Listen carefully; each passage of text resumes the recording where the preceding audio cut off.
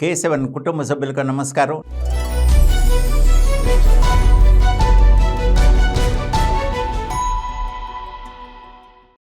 చంద్రబాబు చిక్కుల్లో పడ్డాడు. ఎస్, ఈ దఫా చంద్రబాబుని కార్నర్ చేయబోతున్నది ప్రతిపక్షం కాదు, రైతులు. ఆయన మార్కెట్ కమిటీలని, రైతు సంఘాలని, నామినేటెడ్ పోస్టులని, కోఆపరేటివ్ పోస్టులని రకరకాలుగా అనమాట. ఒక 10,000 మంది నామినేటెడ్ పోస్టులతో గ్రామీణ స్థాయి నుంచి జిల్లా స్థాయి వరకు పంపకం చేసి అందరినీ కూడా సంతృప్తి పరచాలి అని చెప్పేసి ప్రయత్నం చేస్తున్నాడు.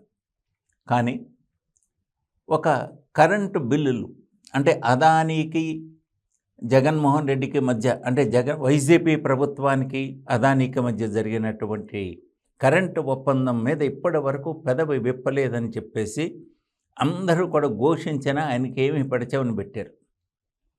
సరే, ఈలోపు ఇంకొక ప్రమాదం ముంచుకొచ్చింది.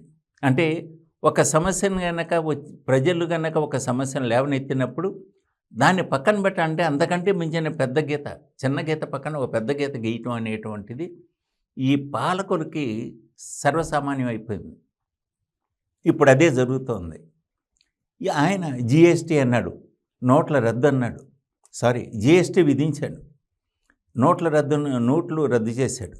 దీనివల్ల చిన్న పరిశ్రమలు, ప్రత్యేకించి ఈ యొక్క రోడ్ల పక్కన ఉన్నటువంటి వ్యాపారాలు కానీ ఇవి కానీ చిన్న మొత్తంలో ఇవన్నీ కూడా దెబ్బతిన్నాయి. అందరికీ కూడా అన్నమాట కార్పొరేటీకరణ అంటే అన్నీ కూడా అన్నమాట ప్రభుత్వ సంస్థలు అన్నీ కూడా కార్పొరేట్ చేసేసి ప్రైవేటు పరంగా చేసేసి, అంటే ప్రభుత్వ పరంగా జీతాలు చెల్లింపులు, వాళ్ళకి పెన్షన్లు, వాళ్ళకి బెనిఫిట్స్ అనేటువంటి భారం, ఆర్థిక భారం ప్రభుత్వంపై లేకుండా చూసుకుంటున్నాడు. తాజాగా వస్తున్నటువంటి ఆయన ఆర్టికల్ 246 భారత రాజ్యాంగం 246 ఆర్టికల్ ప్రకారం ఈ యొక్క వ్యవసాయ మార్కెటింగ్ అనేటువంటిది రాష్ట్ర పరిధిలో అనేటువంటిది. కానీ అది రాష్ట్ర పరిధిలో ఉన్న మార్కెటింగే. కానీ ఆయన ఏం చేశాడు, ఒక ఫ్రేమ్ నెట్వర్క్ ఒకటి ఫ్రేమ్ చేశాడు.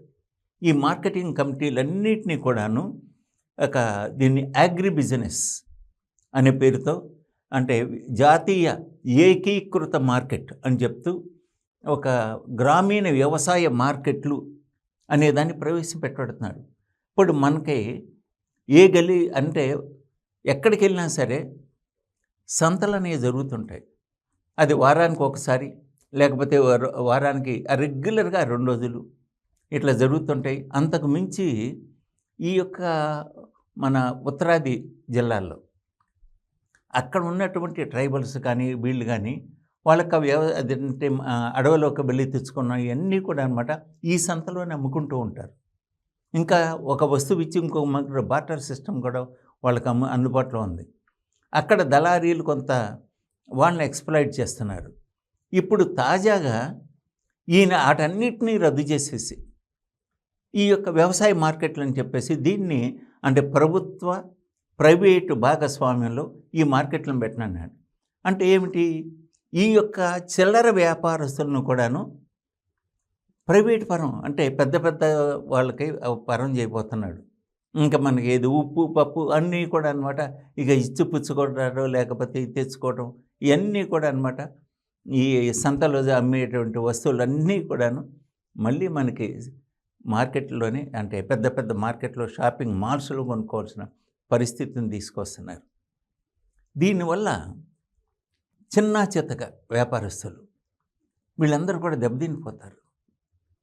ఇదే జరిగితే ఈ యొక్క పేరుకైనా ఇది స్టేట్ గవర్నమెంట్ పాలసీ. ఆయన ఒక ఫ్రేమ్వర్క్గా మీరు ఎట్లా చేయండి అని చెప్పేసి ఒక టైం బౌండ్ ప్రోగ్రామ్ని కూడా ఫిక్స్ చేశారు ఆయన. అంటే ఈ సంవత్సరానికి ఇన్ని అవ్వాలి అనేటువంటిది. అదే కనుక జరిగితే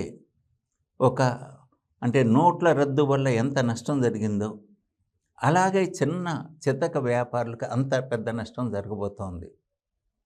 అలాగే ఇప్పుడు మనకి రైతు నాయకుడు ఉన్నాడు దల్లేవాల్.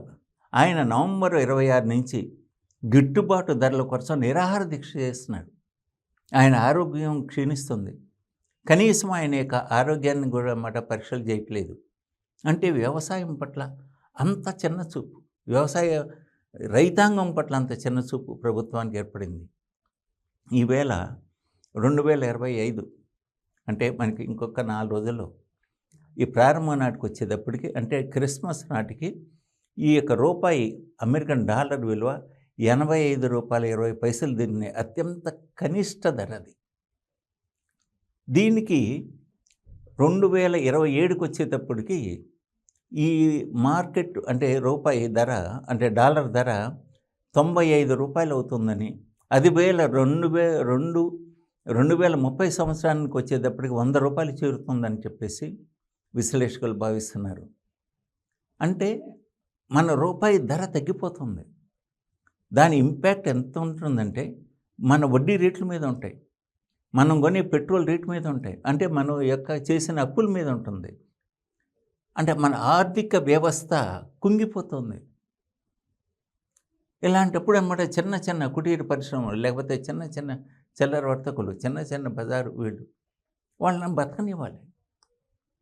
ఈవేళ మనకి 2018-19 నాటికి వచ్చేటప్పటికి మన రైతు దీనికి 2018-19లో 82.35 లక్షల టన్నులు మనం పండించాం ధాన్యం.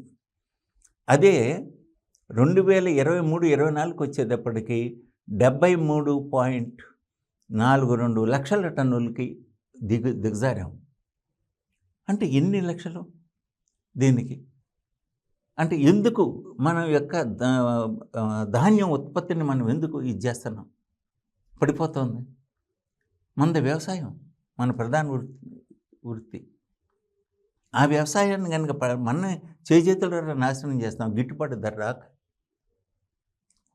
అట్లాంటిది ఈ యొక్క మన యొక్క ఈ సంతలను కూడా దాన్ని ప్రైవేటీకరణ చేసేసి, అంటే ఈ యొక్క పెద్ద పెద్ద బడా పారిశ్రామిక వ్యాపారవేత్తల చేతుల్లో పెడితే ఎలా బ్రతుకుతారు చిన్న చితక? మనకి 7,516 చదరపు మైళ్ళు అన్నటువంటి సముద్ర తీరం ఉంది. అక్కడ దొరికి ఉండే చేపలు కానీ, లేకపోతే రొయ్యలు కానీ, ఇవి కానీ అంటే ఆ ఎగుమతులు ఇవన్నీ కూడా పెద్ద స్థాయిలో జరుగుతూనే చిన్న చిన్నగా అనమాట వాళ్ళు అమ్ముకుంటూ ఉంటారు. చాలా వ్యాపారాలు జరుగుతూ ఉంటుంది సముద్ర తీర ప్రాంతంలో.